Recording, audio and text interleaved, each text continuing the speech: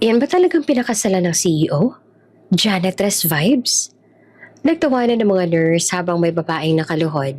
Nagkuskos ng sahig ng CR. Sayang si Sir Nolan, nag-level down. Buti na lang may bago siyang classy wife ngayon. Pinilit niyang hindi tumingin na kayuko. Punit-punit ang puso niya pero kailangan manatiling patay. Sa mata ng mundo, uy, kamukha mo yung unang asawa niya na nasunog. Sana totoo ang patay na yon para hindi na nakakahiya sa pamilya nila. Nalaglag ang timba. Tumayo siya at nanginginig. Sa likod, dumating ang convoy. CEO Nolan walked in at napahinto. At nagtagpo ang mga mata nila. Elara? Buhay ka?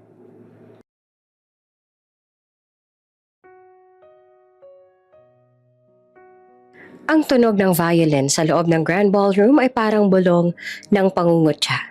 Lahat ng mata nakatingin sa kanila, sa bagong kasal. Si Nolan Estrella ay batang CEO ng Estrella Group.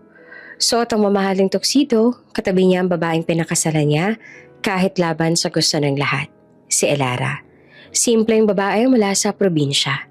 Tahimik, marunong umiti pero halatang hindi sanay sa magarang paligid. Smile, Elara. Bulong ni Nolan habang hawak ang kamay ng asawa. Napilitan namang umiti si Elara kahit ramdam niyang wala sa kanya ang mundo. Mula sa mesa sa unahan, nakaupo si Mrs. Estrella, ang ina ni Nolan. Naka-pearl necklace at may tinging parang yelo. Anak ng kusinera? Ito ba talagang gusto mo? Mahinang sabi niya sa kapatid ni Nolan na si Bianca. Nagkibit balikat lang ang babae. Let's see how she lasts.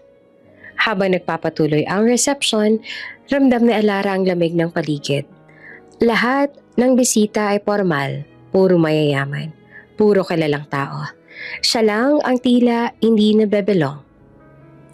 Ang ganda mo, sabi ni Nolan na pilit na binubura ang takot sa mga mata ng asawa. Ngumiti naman siya ng mahina. Salamat. Sana tanggapin din nila ako. Hindi sumagot si Nolan. Tumingin lang sa mesa ng pamilya niya. Tapos muling humarap sa kanya. Basta ako, tanggap kita. And that's what matters. Pero sa likod ng mga kamera at mga palakpak, naroon ang bigat ng katotohanan na para sa marami, siya ang dahilan ng kahihiyan ng Estrella family. Pagkaraan ng ilang buwan, nagsimula ang mga problema. Ang negosyo ni Nolan dati stable at mabilis lumago. Biglang nagkaroon ng sunod-sunod na losses. Sir, 2 major investors ang umatras. Sabi ng secretary. What? Why? Tanong ni Nolan. Habang naglalakad papunta sa opisina. They said they're uncertain about your leadership decisions, especially since your marriage. Napahinto siya. My marriage? Ano namang kinalaman ng sa negosyo? Pero totoo, sa loob ng boardroom, naroon ang mga directors. Karamihan kilala ng kanyang ina. Mr. Australia, sabi ng isa. No offense, but your wife's background, it affects our brand image. Napalakas ang boses na Nolan. You're talking about my wife, not some business liability? Tahimik ang lahat. Hanggang sa marinig ang malalamig na hakbang ni Mrs. Estrella. Nolan, we're just being realistic. Ang kumpanyang to ay tinayo ng mga Estrella, hindi ng kung sino-sinong babae sa probinsya. Ma, pinilit niyang maging kalmado. Elara's not the problem. Pero sumingit si Bianca, nakangiti pero may tusok ang boses. Then, what is?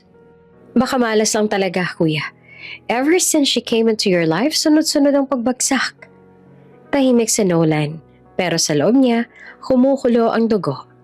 Pag-uwi niya sa bahay, nadatan niya si Elara sa kusina. Nakatali ang buhok, may apron, nakahanda na ng hapunan. Hi hon, kumain ka na ba? Niluto ko yung paborito mong sinigang. Hindi ako gutom. Napahinto si Elara. May problema ba sa office? Hindi siya sumagot agad. Pinagmasdan niya ang asawa. Simple, totoo, walang pretensyon. Pero sa isip niya, kumakapit ang sinabi ng ina at ng board. Bakit parang simula nung nagpakasal tayo lahat bumagsak? Nabitawan na Elara ang sandok. Nolan, ibig mong sabihin? Hindi ko naman sinasabi na kasalanan mo pero naputol siya ng manginginig sa boses na Elara. Pero naramdaman ko, tuwing tinitingnan ako ng nanay mo parang gusto niyang mawala ako. Ginawa ko naman lahat para makuha ang loob nila. Lumapit si Nolan, hinawakan ng kamay ng asawa. I know, I'm sorry. I'm just tired. Tahimik, katanging tunog ng ulan sa labas ang naririnig. Kinabukasan, habang naglilinis si Elara sa maliit na lang bahay, nag-vibrate ang cellphone niya. Tumatawag ang kapitbahay. Ospital. Hello? Ano po nangyari? Ang nanay mo inatake sa puso. Dalian mo. Nalaglag ang hawak niyang baso. Agad siyang tumakbo. Bitbit ang bag, hindi man lang nakapagpaalam kay Nolan na nasa meeting noon. Sa ospital, halos mawalan siya ng hininga nang makita ang ina sa emergency room. Nakakabit na sa oxygen. Putlang-putla. Nay, eto na ako. Please, gumising ka na. Lumapit ang doktor. Ma'am, kailangan natin siyang ma-confine. Pero critical condition. Kailangan ng tests and procedures agad. Magkano po, Doc? Mga 200 hanggang 300,000 po ang initial deposit. Nanginginig ang kamay ni Elara. Pero Doc, wala po akong ganong kalaking pera. Tiningnan siya ng doktor na may awa sa mata. Kailangan natin magdesisyon agad. Umiiyak siya habang hinahaplos ang kamay ng ina. Nay, anong gagawin ko? Sana nandito si Nolan? Lumipas ang ilang oras, tumawag siya sa asawa. Pero paulit-ulit lang ang automated voice. The number you have dialed is out of coverage area. Lalong bumigat ang dibdib niya. Tumingin siya sa kawalan. Nagdarasal. Diyos ko, tulungan niyo ako. Wala akong ibang matatakbuhan. Habang hawak ang kamay ng ina, tumulaw ang mga luha na Elara. At sa labas ng kwarto, dumaan ang 2 nurse na nag-uusap. Yan ba yung asawa ng CEO? Sayang ano? Ang ganda sana pero mukhang problemado. Malas nga daw yun siya eh. Kaya bumagsak yung kumpanya ng asawa. Tumawa sila. Mahinang bulong pero sapat para marinig na Elara. Pinilit niyang huwag umiyak. Pero nang bumalik siya sa loob, tuluyan ang bumigay ang luha niya. Hinaplos niya ang mukha ng ina, tsaka bumulong. Kakayanin natin to, Nay. Kahit mag-isa lang ako. At sa unang pagkakataon, naramdaman niyang totoo pala ang salitang kinasgusok laman. Hindi lang ng pamilya ng asawa niya, kundi ng mismong mundong ginagalawan nila. Si Elara ay umiiyak sa ospital habang patuloy ang tunog ng monitor ng inang halos mawala na. Malakas ang amoy ng alkohol sa ospital. Ilang araw na hindi umuwi si Elara. Nakaupo sa gilid ng kama ng ina, nakapikit pero gising. May mga papel sa tabi niya, medical bills, lab results, at ang nakasulat na for open heart surgery. Ma'am, sabi ng nurse na lumapit ng maingat. Kailangan po talaga ng operation. Kung mag-delay pa, baka hindi na kayanin ni nanay. Napaikot ang siya na Elara sa kaba. Magkano po ulit ang kakailanganin? Almost 1 million po. 1 milyong piso. Parang dagundong ng kulog sa tenga niya. Hinawakan niya ang kamay ng ina. Malamig, mahina. Nay, kakayanin ko to. Promise, gagawa ko ng paraan. Kinabukasan, dala ang payong at envelope ng mga resibo, pumunta si Elara sa Estrella Mansion. Pagbukas ng gate, sinalubong siya ng mga guard at tingin na parang hindi siya kalala. Ma'am, may appointment po ba kayo? Sabihin mo kay Mrs. Estrella, asawa ko ni Nolan. Tahimik ang tanod. Kinumutan siya ng tingin mula ulo hanggang paa. Parang hindi siya makapaniwala. Pagkaraan ng ilang minuto ay pinapasok siya. Sa loob ng mansyon, tila ibang mundo. Malamig ang aircon, amoy mamahaling pabango. May chandelier na kasing kinang ng luha na pinipigilan niyang tumulo. Nakaupo sa sala si Mrs. Estrella. Hawak ang tasa ng kape. Sa tabi niya si Bianca, naka-cross legs at naka-designer dress. Elara, Malamig na bati na matanda. Ano kailangan mo? Huminga ng malalim si Elara at naglakad papalapit. Nasa ospital po si nanay. Kailangan ng operasyon. Baka po pwedeng tulungan ninyo ako kahit utang muna. Tiningnan siya ni Mrs. Estrella mula ulo hanggang paa. Utang? Umiling siya. Elara, we are not a charity. Sumingit si Bianca. Kunwari mahinahon ng tono, pero may halong pang-aasar. Ang tapang mo rin humarap dito. Considering na ikaw ang dahilan kung bakit halos bumagsak ang kumpanya ni Kuya. Bianca, hindi totoo yan. Then why are you here begging for money? Napalunok si Elara. Ginagawa ko to para sa nanay ko. Kahit sabihin mong wala akong kwenta, may puso pa rin ako, anak. Tahimik si Mrs. Estrella.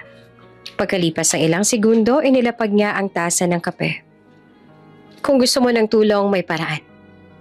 Napatingin si Elara. Ano pong ibig niyo sabihin? Maglaho ka. Napatigil siya. Maglaho?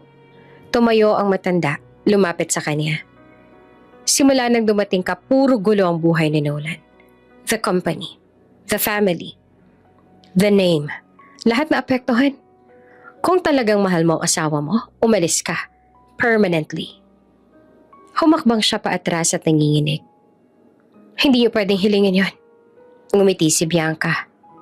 Pwede. Kasi kaya naming bayaran ng paglaho mo. Inapot ni Mrs. Estrella ang sobre. 2 million pesos. Enough to pay for your mother's surgery and more. Kapalit? Aalis ka. Hindi ka na babalik at wala kang sasabihin kay Nolan. Ever.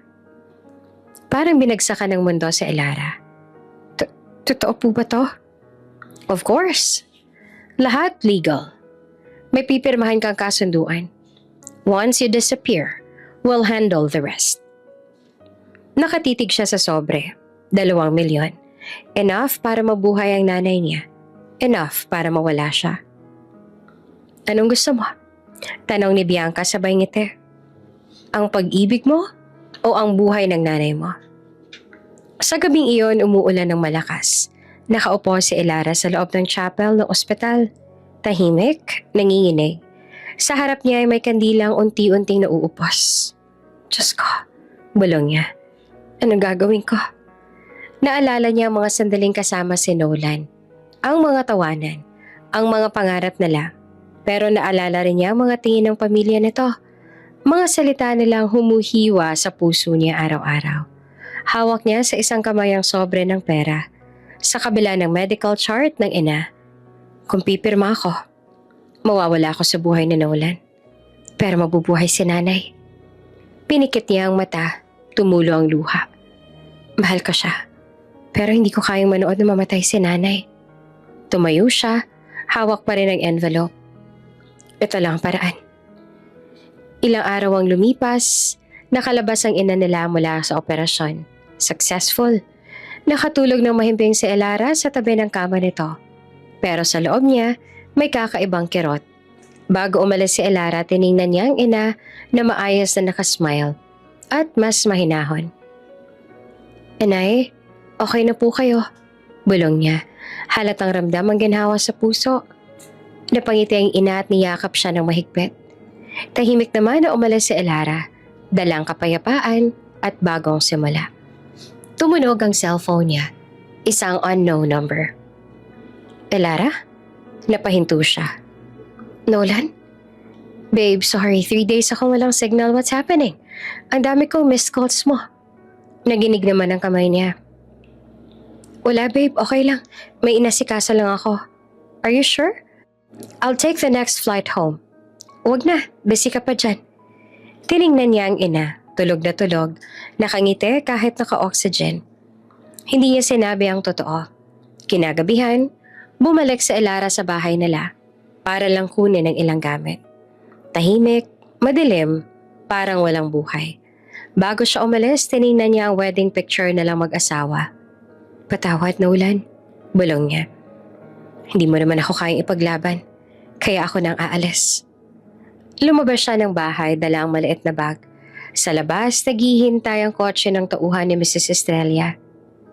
Ready ka na? Tanong ng driver. Tumango siya kahit nanginginig. Oo. Habang umaandar ang sasakyan, tumingin siya sa likod. Papalayo sa bahay na misang tinawag niyang tahanan. Pagkalipas ng ilang linggo, lumabas sa balita. Fire broke out in the Australia residence. 1 dead. Nasunog ang dating bahay nila ni Nolan. Ang bakay ayon sa report ay nakilalang sa Elara, Australia, base sa natagpuang singsing at kwentas. Sa ospital kung saan nakakonfine ang kanyang ina, pinanood na Elara ang balita mula sa sulok ng kwarto. Hawak niya ang anak ng dokumentong nagpapatunay ng bagong pangalan niya, Ella Ramirez. Niyakap niya ang sarili, tumulo ang luha. Mula ngayon, patay na si Elara. Sa labas ng ospital, malamig ang hangin. At sa kabilang dulo ng mundo, si Nolan, bagong dating mula abroad, halos mabaliw nang marinig ang balita. Sir, nasunog ang bahay. Wala ng asawa mo. Natigilan siya, tuluyang napaupo sa sahig. Elara, bulong niya na nanginginig ang boses. Bakit mo ako iniwan? Sa dilim ng gabi habang bumabagsak ang ulan, isang babae ang naglalakad sa kalsada. Buhay, pero wala na sa mundo ng dati niyang pangalan. Tahimik ang opisina sa Singapore nang tumunog ang telepono. Nakamiting si Nolan Estrella. Pagod pero focused. May mga investor sa kabilang mesa at sa gitna ng presentation. Sinanisan siya ng assistant. May tawag mula sa Pilipinas. Sir, emergency from Manila. Nagkibit siya ng balikat, bahagyang nainis. Tell them I'll call back. Pero nakita niya ang mukha ng assistant, namutla. Sir, it's about your wife. Napatigil naman si Nolan. Agad niyang kinuha ang telepono. Hello? This is Nolan Estrella. Sir, boses ang tauhan na mabagal, nanginginig. Nasunog po yung bahay niya sa Tagaytay. Wala na po si Ma'am Elara. Para siyang binuhusan ng kumukulong tubig. What? May natagpuan pong katawan, sir. At base sa kwentas at singsing, si Ma'am Elara daw po yun. Hindi niya na narinig ang kasunod. Parang lumabo ang paligid. Nabitawan niya ang cellphone. Nolan? Tanong ng investor pero hindi siya nakasagot. Tumayo siya at diretsong lumabas. Halos mabangga ang receptionist. Sa elevator, hawak niya ang ulo. Paulit-ulit ang boses sa isip niya. Wala na si Elara? Wala na si Elara. Paglapag ng eroplano sa Maynila, hindi na siya huminga ng maayos. Diretso siya sa ospital kung saan dinala ang bangkay. Bumungad sa kanya ang kabaong. Natatakpan ng puting tela. Sir, ito po yung nakuha sa site. Sabi ng polis. Partial remains lang pero may mga personal items. Nilapitan niyo ni Nolan, nanginginig. Tanggalin mo yung tela. Pagangat ng tela, napahawak siya sa bibig. Hindi man makilala ang mukha, ngunit nakita niya ang maliit na silver necklace. Yung ibinigay niya sa kasal nila. Para lagi kang ligtas. Sabi niya noon kay Elara habang sinusukpit iyon. Ngayon, iyon na lang natira. Niyakap niya ang kabaong. Umiiyak. Walang pakialam sa mga nakatingin. Bakit mo ko iniwan? Bakit? Bulong niya. Akala ko kakayanan natin lahat. Sa gilid nakatingin si Mrs. Estrella. Walang emosyon sa mukha. Anak, mahinahon niyang sabi. Wala na tayong magagawa. Accept it. You have to be strong. Ma, hindi ko kaya. Huwag mo hayaang masira ka. You're the CEO now. The company needs you. Ngumisi siya na mapait. Company? Ma, asawa ko yun. Tao, hindi investment. Pero hindi na sumagot ang ina. Umiling na lamang ito. Sometimes, Nolan, love makes you weak. Lumipas ang mga linggo. Lahat ng tao sa paligid niya ay patuloy sa buhay. Pero si Nolan para siyang buhay na multo. Tuwing umuulan, parang naririnig pa rin niya ang boses na Elara. Huwag mo kalimutang kumain, ha? Lagi kang overwork. Pinapanood niya ang lumang video nila. Si Elara, nasa simpleng dress, tumatawa habang kumakain ng street food. Ang arte mo kasi, puro steak. Tikman mo to. At sa video, pinilit siyang subuan ng fishball. Pareho silang tumawa. Ngayon, nakaupo siya sa sala ng malaki nilang bahay. Hawak ang tablet. Tahimik, walang tawa, walang ilara, walang buhay. Pumasok si Bianca, bitbit ang tray ng kape. Kuya, okay ka lang? Leave me alone. Kuya naman, ilang linggo ka ng ganyan. Kahit si mama nag-aalala. Hindi ko kailangan ng awa ninyo. Napatigil si Bianca, pero hindi sumuko. Kung tutuusin, baka ito na rin ang pagkakataon mo para makapag-move on. She's gone, Nolan. Hindi mo kailangang sisihin ang sarili mo. Tumingin siya ng matalim. Don't you ever say that again. Tahimik si Bianca. Paglabas niya ng pinto, tumulo ang luha ni Nolan. Pero walang tunog. Parang ubos na siya. Minsan sa opisina, habang nakatitig sa bintana, narinig niya ang sekretary. Sir, condolence po ulit. Pero kailangan po natin magdesisyon tungkol sa merger. Postpone it. Pero sir, I said postpone it. Tumalikod siya, naglakad palabas. Sa hallway may babaeng empleyado na may dalang kape. Nadulas ito, nabuhusan ang coat niya. Oh my God, sir, sorry po. Napalakas ang boses ni Nolan. Can't you be careful? Nang makita niya ang takot sa mukha ng babae, natahimik siya. Parang si Elara, ganon din ang tingin tuwing nagagalit siya. Forget it, bulong niya. I'm sorry. Bumalik siya sa opisina. Binuksan ang drawer. Nandoon pa rin ang wedding ring nila. Hawak-hawak niya ito. Halos mapiga sa palad. Kung nasaan ka man, sana mapatawad mo ako. Sa kabilang banda ng lungsod, sa isang maliit na inuupahan, nakaupo si Elara. Buhay, naka-hoodie, nakatingin sa maliit na frame ng litrato na ni Nolan. Hawak ang tiyan. 3 linggo na mula nang umalis siya. 3 linggo na rin niyang hindi alam kung paano mabubuhay. Nang biglang maramdaman niya ang kakaibang sakit sa puson, aray, napahawak siya. Tumayo pero nahilo. Sa takot, pumunta siya sa health center. Ma'am, ilang buwan na po since your last menstruation ninyo? Tanong ng nurse. Mga 6 na linggo na siguro. Let's do a test, ha? Pagbalik ng nurse, may hawak siyang maliit na stick. Congratulations, ma'am. Napatulala siya. Congratulations? Positive po, buntis kayo. Nanginginig ang kamay ni Elara. Tumingin siya sa tiyan, tsaka napaupo. Umiiyak. Buntis ako. Hinaplos niya ang tiyan.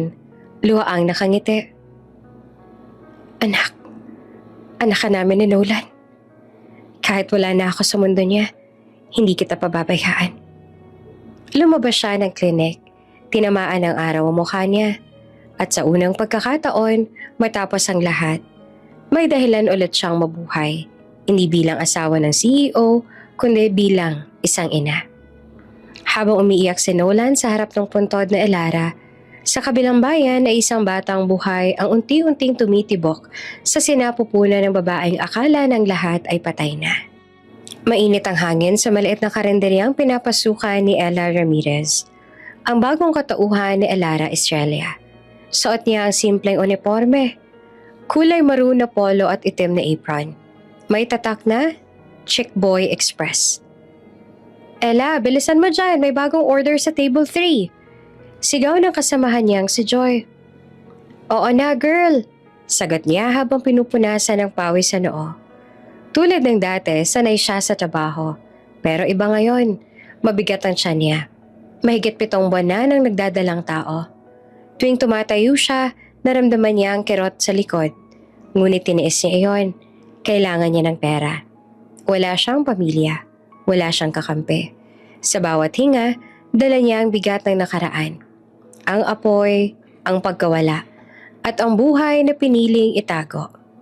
Pag-uwi niya sa inuupahang kwarto, halos gumuho ang tuhod niya sa pagod. Maliit lang ang lugar, isang kama, lumang electric fan at basyong kahoy na ginawang lamesa. Inilapag niya ang plastik ng tinapay, saka huminga ng malalim. Tayong 2 na lang, anak. Bulong niya habang hinahaplos ang tiyan. Hindi ko alam kung paano ko kakayanin pero kakayanin ko. Napapikit siya at sa gitna ng katahimikan, naalala niya si Nolan. Ang mga gabing magkasabay silang nagluluto. Ang tawa nito tuwing nasusunog ang ulam niya, pero agad niyang pinahid ang luha. Tama na, wala na yon. Lumipas sa mga araw, patuloy siya sa pagtatrabaho. Kahit lumalaki na ang tiyan, ayaw niyang magpahinga. Ella, dapat nagpapahinga ka na, sabi ni Joy minsan. Baka mapaala ka sa counter. Ngumiti lang siya. Wala akong choice, girl. Pag hindi ako pumasok, wala akong pambayad sa upa. Isang gabi habang nag-aayos ang sahig bago magsara ang karinderya, bigla niyang naramdaman ng matinding kirot sa puson. Napahawak siya sa tiyan. Aray, Diyos ko. Ella, okay ka lang? Sigaw ni Joy. Parang lalabas na. Hingal niyang sagot, nanginginig. Agad na tumawag ng tricycle si Joy. Sa lying in, bilis! Habang tumatakbo ang tricycle sa basang kalsada, sumisigaw si Ella sa sakit. Please, konting tiis pa. Bulong ng driver. Pero halos mawala na siya ng malay sa tindi ng kontraksyon. Pagdating sa lying in clinic, sinalubong siya ng nurse. Ma'am, ilang buwan na po? 8. Premature? Sige, iakit agad. Mabilis ang lahat. Tinanggal ang mga alahas, inangat ang laylayan ng damit. Tumulo ang pawis si Ella habang hinihingal. Ma'am, huminga po kayo ng malalim. Push! Hindi ko na kaya. Sigaw niya. Kaya mo yan, ma'am. Isa pa. Push! Habang nasa gitna ng paghihirap, tumulo ang luha niya. Sa isip niya, kung nandito lang sana si Nolan. Pero wala. Walang kamay na humahawak sa kanya. Walang boses na nagsasabing, kaya mo yan. Siya lang. Siya at ang bata. Muling sigaw ng nurse. Push na ma'am, nakikita ko na yung ulo. Isang malakas na sigaw. Isang huling pagbuga ng lakas at narinig niya ang unang iyak ng sanggol. Congratulations ma'am, baby boy. Napahinga si Ella, nanginginig, umiiyak. Inabot sa kanya ng nurse ang maliit na sanggol. Maputla, nanginginig din sa lamig. Pinunasan nila ito at sa wakas, inilagay sa kanyang dibdib. Tahimik siyang tumingin. Ang liit-liit ng anak niya. Ang mga kamay, kasing liit ng kanyang daliri. Kahit hindi tayo tinanggap ng pamilya ng tatay mo, bulong niya na nanginginig ang tinig. Tatayo tayo. Hindi kita pababayaan. Lumipas ang ilang oras, nakahiga pa rin siya sa kama ng klinika. Sa tabi niya ay tulog ang sanggol. Lumapit ang midwife. Ma'am Ella, kamusta pong pakiramdam ninyo? Masakit pero okay lang. Magkano pong babayaran ko? Napatigil ang nurse. Ma'am, kulang po. Pwede pa yung installment. Tumango si Ella na nakangiti kahit pagod. Salamat ha. May trabaho naman po ako, babalikan ko kayo. Habang papalabas ang klinika, makalipas ang ilang araw, bitbit niya ang anak. Balot sa lumang kumot. Umulan ng mahina pero hindi siya nagreklamo. Para sa kanya, bawat patak ay ulan ng paalala. Buhay pa siya, may dahilan pa para lumaban. Sa bagong tirahan, isang maliit na kwarto sa tabi ng laundry shop, natutulog siya sa sahig na may manipis na foam. Katabi ang anak. Tinawag niya itong si Liam. Galing sa Elara at Nolan. Liam Estrella. Bulong niya. Siya kang umiti na mapait. Hindi pwede. Ramirez. Liam Ramirez. Tinignan niya ang anak na mahimbing na natutulog. Pasensya ka na ha, anak. Hindi mo muna makikilala ang tatay mo. Pero ipapangako ko, lalaki kang mabuting tao. Kahit walang yaman. Pagkalipas ng ilang buwan, bumalik siya sa trabaho. Dala ang baby sa likod sa tuwing walang magbabantay. Ella, ang cute ni baby mo. Sabi ng isa sa mga regular customer. Salamat po, sagot niya. Laking gatas at dasal lang yan. At tuwing nakikita niya si Liam na tumatawa, parang nawawala ang bigat ng lahat. Kahit pagod, kahit gutom, may saya. Kasi sa bawat ngiti ng anak niya, parang sinasabi nito, Ma, proud ako sa'yo. Isang gabi habang nagpapadede, napatingin siya sa maliit na bintana. Kita niya ang mga bituin. "Tingnan mo yan anak," bulong niya. "Yan ang mga ilaw ng langit. Doon tayo kukuha ng pag-asa." Ngumiti siya sabay halik sa noo ng anak. "Hindi ko alam kung kailan ko ulit makikita ang tatay mo. Pero kapag dumating na ang araw na yon, gusto ko makita niya matatag tayo, na hindi tayo gumuho kahit ayaw nila sa atin." At sa gabing iyon, sa gitna ng katahimikan at lamig ng hangin, nakatulog si Ella. Yakap ang anak. Yakap ang panibagong buhay na pinili niyang simulan mag-isa. Sa kabilang dako naman ng lungsod, si Nolan ay nakatanaw sa bintana ng opisina. Hawak pa rin ang singsing sa daliri. Hindi alam na sa parehong langit na tinitingnan niya, may isang babaeng humihinga para sa kanila. Maagang gumising si Ella Ramirez, dating si Alara Estrella, bago pa sumikat ang araw. Tahimik niyang tinupi ang lumang kumot, hinaplos si Liam na mahimbing pang natutulog. "Anak, gigising na naman tayo ng pagod, pero para sa'yo to," bulong niya bago hinaplos ang buhok ng bata. Matapos maganda ng kape at tinapay na may asuka lang, lumabas siya ng inuupahang kwarto. Sa tabi ng palengke, bitbit ang bag na may lamang basahan, guwantes at maliit na lalagyan ng pabango. Para kahit janitress lang, amoy malinis pa rin siya. Sa ospital kung saan siya natanggap bilang janitress, amoy antiseptic at sabon ng bawat pasilyo. Suot niya ang asul na uniforme. May nakabordang pangalan, Ella R. Tahimik siyang nagwalis sa hallway. Nakayuko. Ayaw pansinin ng kahit sino.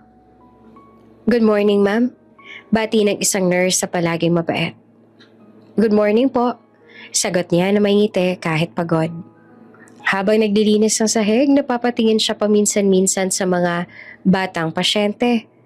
May ilang mga batang katulad din ni Liam na kasing edad nito. Kada tawa ng mga bata para bang nagiging magaan ang dibdib niya. Kaya minsan, kahit ayaw ng supervisor, pasimple siyang kumakanta habang naglilinis. Kahit sandali, tayong dalawa ay magkasama. Hanggang sa mapansin siya ng nurse. "Ella, ang ganda ng boses mo ah." Napangiti siya pero umiwas ang tingin. Sanay lang po ako mag-video ko noon." Pag-uwi niya, sinalubong siya ni Liam. 4 na taong gulang na ngayon, naka-drawing ng araw at stick figures. "Ma, ikaw to oh. May walis ka?" Napangiti si Ella. Lumuhod at niyakap ang anak. "Ang galing naman ni Liam. Pero bakit may luha si mama dito sa drawing?" Kasi sabi ni teacher, dapat daw, totoo yung feelings." Natahimik siya saglit tsaka natawa. "Ang talino mo talaga. Pero anak, kahit may luha si mama, masaya yan ha." Tumango ang bata sabay yakap ulit. Kinabukasan, habang naglilinis sa 4th floor ng ospital, napadaan siya sa pediatric ward kung saan kadalasang nagpapacheck up si Liam. Nandoon siya ngayon, nakaupo sa bangko, tahimik na nag-aantay. Lumapit ang doktor. "Miss Ella, mild asthma lang po ulit. Maintain lang natin ang gamot." "Salamat po, Doc. Sobra pong salamat." Sagot niya na halos maluha sa ginhawa. Pagkatapos ay dumiretso siya sa restroom para maglinis ulit. Kilala na siya ng ibang mga janitress doon.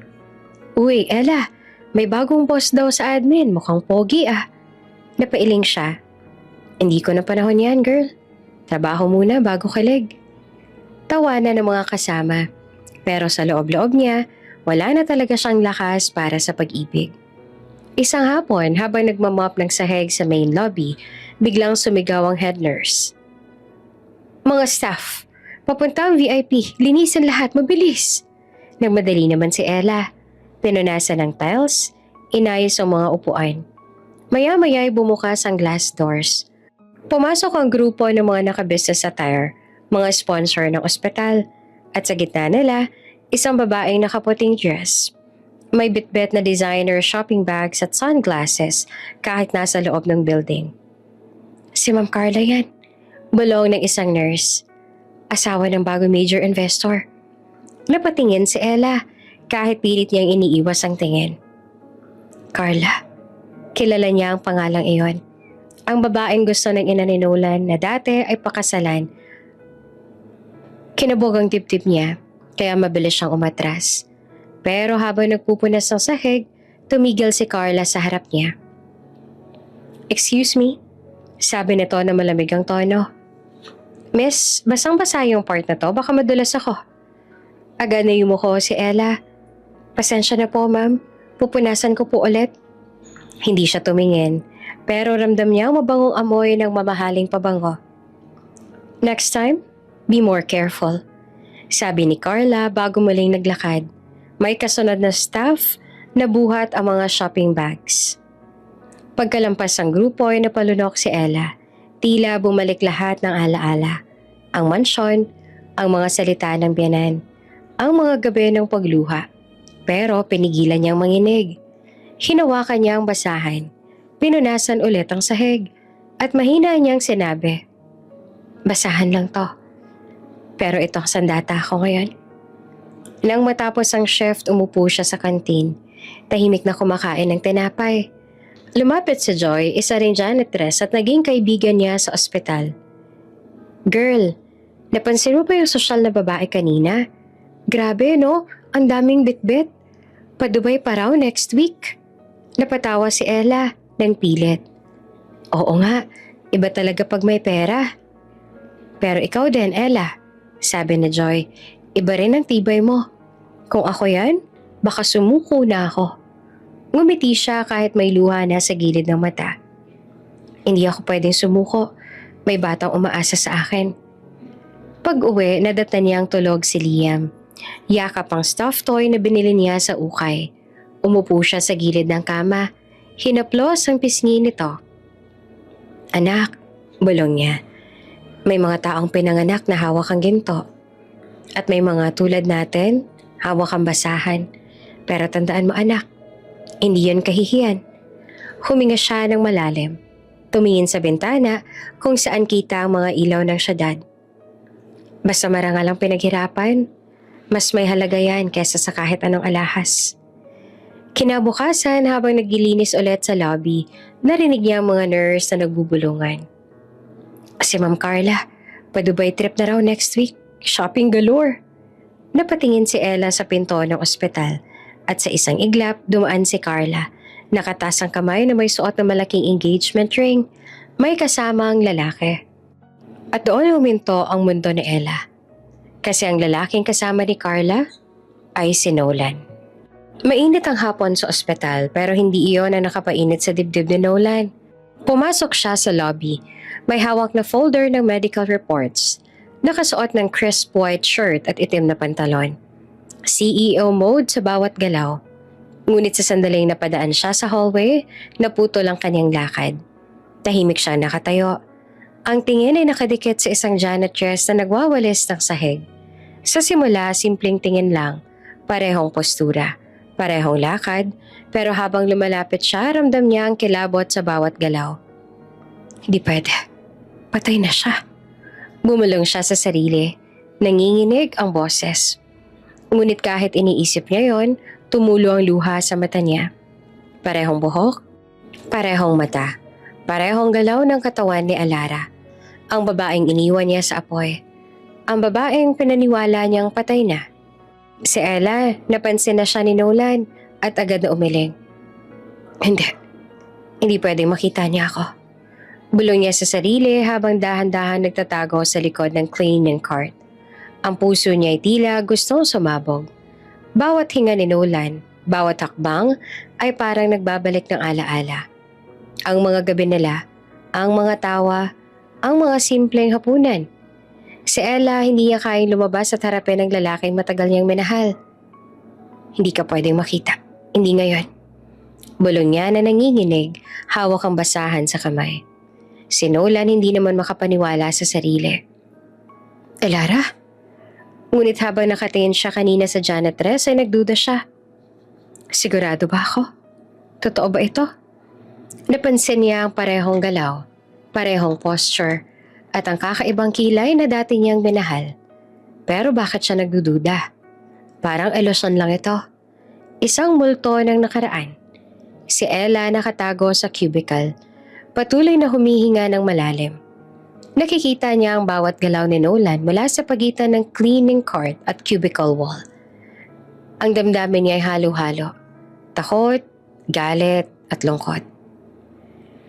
Kung makikita niya ako, baka mawala na lahat. Bulong niya sa sarili. Pero si Nolan para bang pinipilit maunawaan ang nakikita. Pumasok siya sa kanyang opisina at hindi makagalaw. Ang mundo niya, opisina, boardroom, yaman, nawala ng saysay sa sandaling iyon. Isang damdamin ang pumuno sa puso niya. Buhay siya, buhay siya. Bakit? Bakit hindi mo sinabi na buhay ka? Bulong niya sa sarili. Hindi niya na kayang lumapit ng diretsyo. Natatakot siyang mali ang nakikita niya. Para bang kung aabutin niya siya, mawawala lahat ng lumang alaala sa isang iglap. Si Ella, habang nakatago ay pinunasan ng pawis sa noo. Tinatanggap na kahit matagal siyang nagtago, may lalaking hindi basta-bastang mawawala sa puso niya. Hindi pa siya pwede. Hindi ngayon. Bulong niya na nanginginig. Ngunit ramdam niya ang titig ni Nolan kanina. Puno ng tanong at damdamin na hindi niya inaasahan. Si Liam, 4 years old na ngayon, naglalaro sa tabi at nakangiti habang nag-aantay kay Ella na matapos ang kanyang trabaho. At nang makauwi na siya sa kanilang bahay, "Ma, kain na tayo," sigaw ng bata. Si Ella naman ay nakatingin sa kanya, napangiti. Ang batang iyon ang dahilan kung bakit kailangan niya magtago at ang dahilan kung bakit siya kailangang maging matatag. Hindi niya alam kung anong mangyayari sa kanila. Ngunit alam niya na ang buhay niya at ang buhay ng anak niya ay ngayong nakataya sa pagkikita nilang dalawa. Hindi naman mapakali si Nolan buong gabi. Paulit-ulit sa isip niya ang eksena sa ospital. Yung babae sa hallway na halos kapareho na Elara. Same height, same eyes. Same way of walking. Pero paano mangyayari yon kung 4 na taon na siyang patay? Tumayo siya mula sa kama. Tiningnan si Carla na mahimbing na natutulog sa tabi. Gusto niyang matahimik. Pero sa halip lalo siyang nababagabag. Kinuha niya ang susi ng kotse at bago pa siya makaisip ng matino, nasa daan na siya pabalik ng ospital. Pagdating doon, maaga pa sa 7:00 lang ng umaga, tahimik pa ang lobby, kakaunti pa lang ang tao. Lumapit siya sa front desk. "Good morning, sir. May kailangan po ba kayo?" Bati ng nurse. Tumikim naman si Nolan. Yes. I just wanna ask, may staff pa kayo rito na ang pangalan ay Elara Estrella?" Nagkatinginan sandali ang dalawang nurse sa likod. Wait lang po sir I-check ko po sa list." Habang nagtatype ang nurse sa computer, hindi naman mapakali si Nolan. Para bang may hinahabol ang dibdib niya. Isang pangalan na ayaw niyang bitawan kahit ilang taon na ang lumipas. Pagbalik ng nurse, marahang umiling ito. "Ay sir, wala pong staff dito na may ganyang pangalan. Sure po ba kayo na dito siya nagtatrabaho?" Napakunot ang noo ni Nolan. "Yeah, hindi ko sigurado. Baka data lang or baka ibang department." Sige po sir Check ko po sa cleaning at maintenance list. Kasi minsan yung mga janitorial staff, ibang agency ho eh. Nag-scroll pa ito saglit bago tumigil. "Sir, meron lang isang name na medyo kapareho. Ella Ramirez ho. Cleaning staff sa 3rd floor. Baka siya po yung tinutukoy ninyo?" Natigilan naman si Nolan. Ella Ramirez? Magkaibang pangalan. Pero parang may bigat. Parang sinadya. "Pwede ko bang makita kung ano itsura niya?" Nag-atubiling umiti ang nurse. Sir, confidential pong employee records pero may directory kami dito sa staff board. Sa hallway po, papunta sa admin office, may mga picture pong mga janitors sa nurses." "Salamat." Tahimik siyang naglakad papunta sa corridor. Isa-isang pinasadahan ng mata ang mga ID photos sa bulletin board. Mga ngiti ng mga ordinaryong tao. Pagod, pero totoo. At sa dulo, nakita niya. Ella Ramirez, cleaning staff. Nakapusod ang buhok, simple ang suot. Pero kahit sa maliit na litrato, hindi siya maaaring magkamali. Iyon ang mga ngiti ni Elara. Kinilabutan si Nolan. Nakapikit siya sa gilid ng board. "Hindi, imposible to," bulong niya. Bumalik sa isip niya ang huling gabi bago ang sunog. Yung halik ni Elara sa kanya bago siya lumipad papuntang Singapore. Yung mga huling salitang sinabi ng asawa niya. Mag-iingat ka ha. Pagbalik mo, buo na tayo ulit. Hindi na siya nakabalik at pag-uwi niya, abo na lang daw ang natira. Ngayon, he's staring at her face again, alive, smiling, using another name. Naglakad siya papunta sa CR kung saan niya unang nakita ang janitress na iyon. Tahimik ang paligid, wala ni isang tao. Bumukas ang pinto. Isang nurse ang lumabas. Sir, may kailangan po ba kayo? Umiling siya, pilit nang umingiti. Wala. May hinahanap lang ako. Tumingin siyang muli sa paligid, pero wala na. Parang hangin lang si Ella. Paglabas niya ng ospital, ramdam niya ang bigat sa dibdib. Pumasok siya sa kotse. Hinampas ang manibela. Hindi pwedeng nagkakamali ako. Hindi pwedeng ganun lang yan. Parang gusto niyang bumalik at tanungin lahat ng staff doon. Pero anong sasabihin niya? Yung asawa kong patay. Buhay pala? Tatawanan lang siya. Umuwi siyang tulala. Wala siyang masabi kahit kina Carla o sa mga tauhan niya sa opisina. Lahat ng meeting niya, wala sa wisyo. Sa isip niya, umiikot lang ang isang pangalan, Elara. Kinagabihan tinawagan niya ang ospital. Pwede ba makausap si Ella Ramirez? Sagot ng HR. Sir, sorry, naka-leave po siya today eh. Hindi rin po pumasok kahapon. Napatigil si Nolan. Hindi pumasok? Opo sir, sabi ng supervisor niya emergency leave daw. Napatingin si Nolan sa labas ng pintana. Umiilaw ang mga poste sa gabi, pero sa loob ng puso niya ay may mas madilim pa. Parang may tinakbuhan sa Elara. At sa unang pagkakataon sa 4 na taon, natakot siyang baka muli niya itong mawala. Pinikit niya ang mga mata, mahina niyang binulong. Kung ikaw nga talaga yon, Elara, bakit ka nagtatago? Ang tunog ng ulan sa labas ang naging sagot. Kinabukasan, pinatawag ni Nolan ang assistant niya. Hanapin mo sa lahat ng paraan. Gusto kong malaman kung sino si Ella Ramirez. At doon nagsimula ang paghahabol. Hindi sa multo, kundi sa asawang iniwang buhay ng tadhana. Hindi na matiwasay si Nolan. Kahit sa opisina, puro Ella Ramirez ang nasa isip niya. Habang nasa meeting, napapahinto siya bigla. Para bang may boses na bumubulong sa likod ng isip niya. Elara, yun. Pag-uwi, dumiretso siya sa private office sa bahay. Tinawagan siya ng assistant. Daniel, kailangan kong may malaman. May staff sa hospital ng pangalan ay Ella Ramirez. Cleaning staff daw. Hanapin mo lahat ng pwedeng impormasyon. Tahimik lang ang linya. Sir, gusto niyo bang discreet? Of course. Ayoko may makaalam. Lalo na si Mommy o si Carla. Kinabukasan, dumating ang assistant.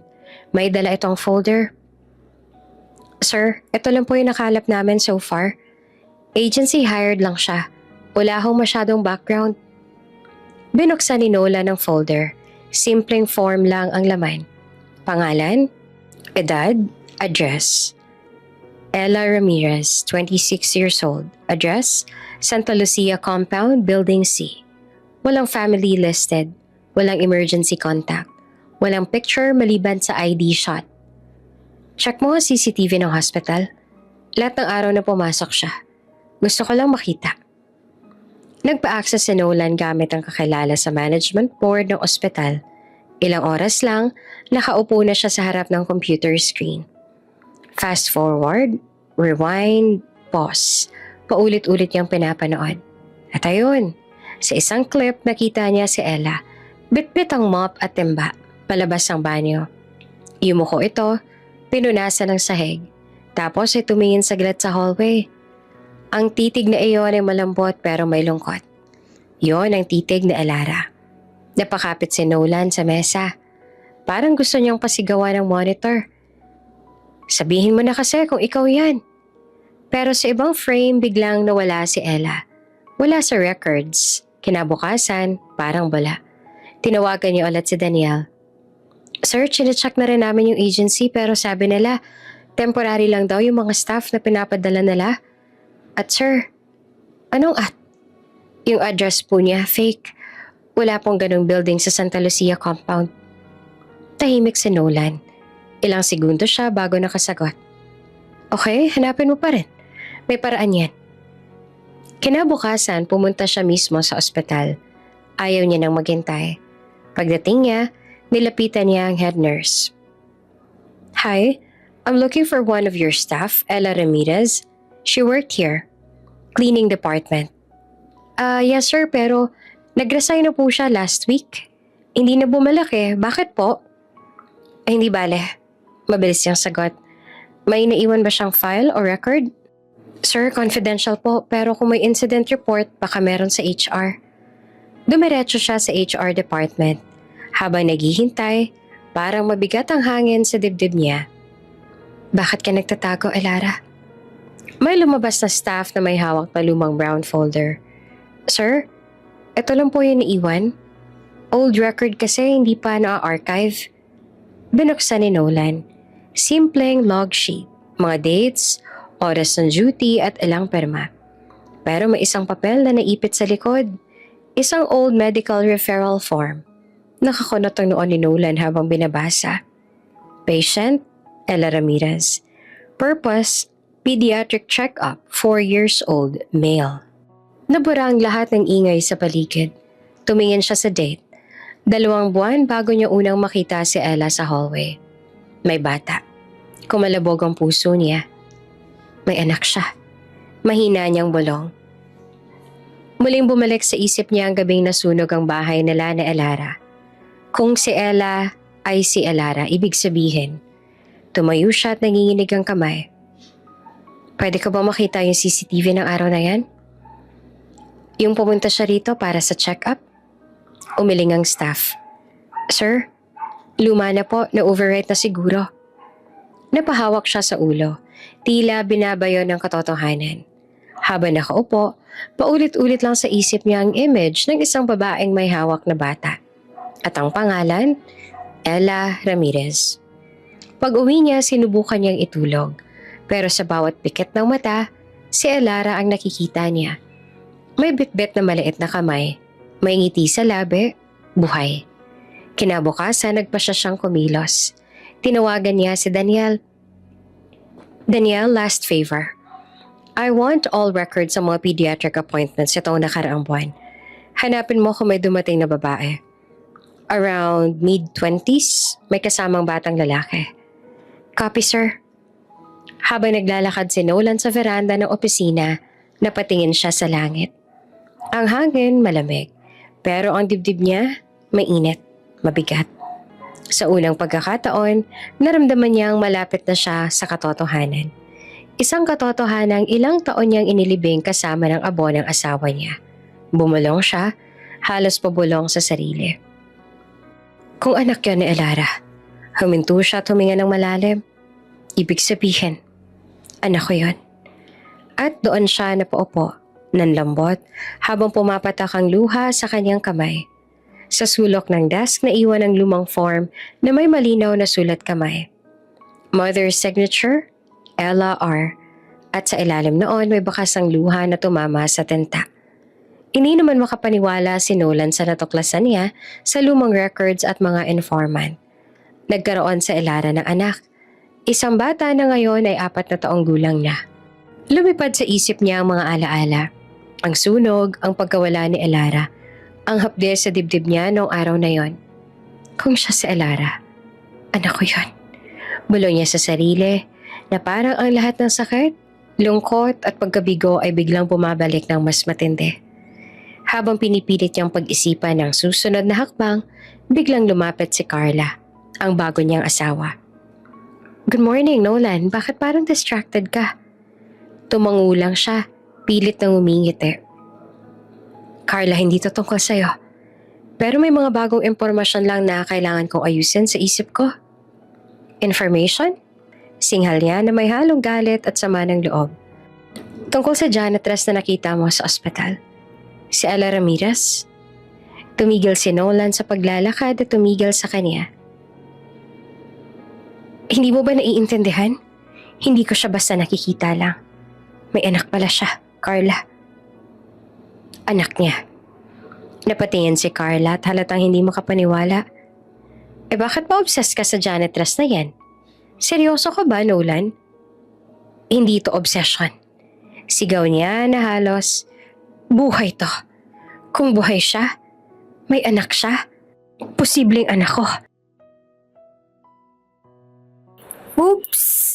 May break muna. Gusto mo bang ma-shoutout dito sa channel ni Ate Jane? Mag-comment lang ng lesson you learned from the latest story uploaded.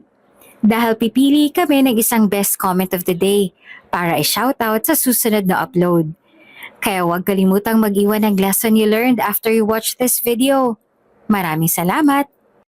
Shoutout nga pala kana Alma Tungpala na nakikinig mula sa Hong Kong, Salome Reynon from Las Piñas, at Estela A. Mora from Tagbilaran, Bohol. Sa ating mga taga-subaybay, paki-comment naman po kung mula saan nyo pinapakinggan ang mga kwento ni Ate Jane para ma-shoutout ko kayo sa susunod pa nating mga kwento. Maraming salamat sa pakikinig.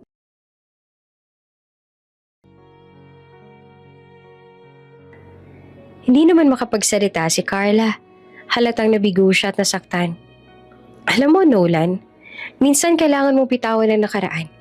Hindi mo pwedeng sirain ang buhay natin ngayon. Napahinga si Nolan, bahagyang nanginginig. Hindi ko kayang bitawan ang nakaraan. Kung may tao akong kailangang protektahan. May bata, may asawa. May asawa ka na ngayon. Ako. Singal ni Carla na halos umiiyak. Alam ko. Pero hindi ko rin kayang sirain ang bata na yon dahil sa takot ko sa nakaraan. Tahimik lang si Carla, tumalikod at iniwan siya nag-iisa sa opisina. Sa likod ng kanyang puso, ramdam niya ang lumbay ni Elara, ang luha, ang pangakong hindi niya natupad. Pag-uwi, nakita niya si Mrs. Strelia, ang kanyang ina, nakaupo sa veranda. May hawak na tasa ng tsaa. Malamig ang titig. Anak, naririnig ko na naman ang pangalan na yan. Elara. Sabi na to na parang sinusubukan siyang pigilan. Ma, kung may pagkakataon kang malaman na buhay ang taong pinakamamahal mo at may anak pa, paano mo tatanggapin? Napatingin siya sa ina. Malalim ang paghinga. Anak, kailangan mong magpakalakas. May buhay ka ngayon. May pamilya ka. Huwag ka nang bumalik sa nakaraan. Pangaral pa ni Mrs. Estrella. Ngunit sa tono nito, halatang may takot, hindi lamang pag-aalala. Tumayo si Nolan, niyapos ang ulo niya sa kamay. Hindi ko kayang bitawan, Ma. Kailangan kong malaman ang totoo. Kung buhay siya at may anak, hindi ko pwedeng i-turn ang bako. Lumipas ang hapon, ang ulan ay bumagsak sa labas. Sumasalamin sa kalungkutan ng lalaki. Habang naglalakad sa kalsada pa uwi, parang naramdaman niya na may kulang sa mundo niya. Isang piraso ng puso na matagal nang nawala. Huminto siya sa isang basang kalsada. Umupo sa kalsada. Basang-basa ng damit.